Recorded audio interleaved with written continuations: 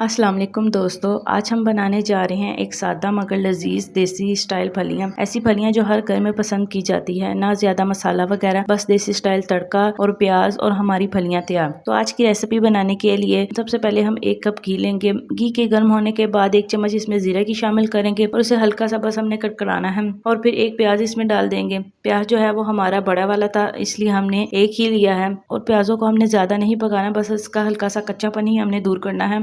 देखिए ज़रा प्याज हल्का सा ब्राउन होना शुरू हुआ तो अब हम इसमें 1 चम्मच भरकर नमक की शामिल करेंगे और 2 चम्मच लाल मिर्च, 1 चम्मच हल्दी पाउडर और 1 चम्मच ही हम धनिया पाउडर की शामिल करेंगे और मसाले को भूनेंगे। फलियों में जो है वो बस कुछ ही मसाले शामिल होते हैं। ज्यादा मसालों से फलियों का जो असल टेस्ट होता है वो खत्म हो जाता है, इसलिए हमने सिर्फ 2-4 मसाले ही इसमें डाले हैं। अच्छा, अब हम इसमें 1 कप भरकर दही शामिल करेंगे। वैसे तो लोग जो है वो टमाटर का इस्तेमाल करते हैं, लेकिन मैं हमेशा इसे दही में ही बनाती हूँ, इसलिए फलियां जो है वो हमारी बहुत ही लाजवाब बनती है। आप इसको घर पर जरूर ट्राई कीजिएगा और फिर मुझे कमेंट बॉक्स में बताइएगा कि आपको ये दही वाली फलियां कैसी लगी हैं। अब हमने दही के जो पानी को ज्यादा खुश्क नहीं करना, बस हल्का सा पकाने के बाद फौरन इसमें फलियां शामिल करेंगे। फलियां हमने 1 किलो ली है, उसे थोड़ा देर तक हम मसाले के साथ भूनेंगे और फिर कवर लगाकर 10 से 15 मिनट के लिए हम इसे पकाएंगे ताकि दही का पानी भी खुश्क हो जाए और फलियां भी अच्छे से गल जाए।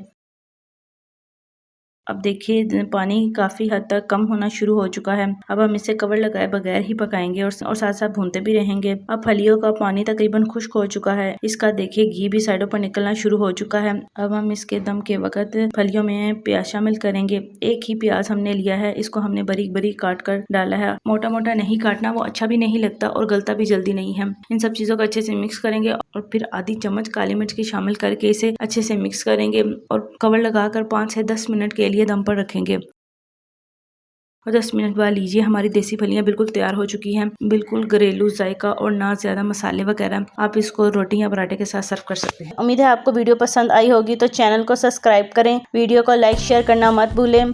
फिर मिलते हैं एक और नई देसी और घरेलू रेसिपी के साथ।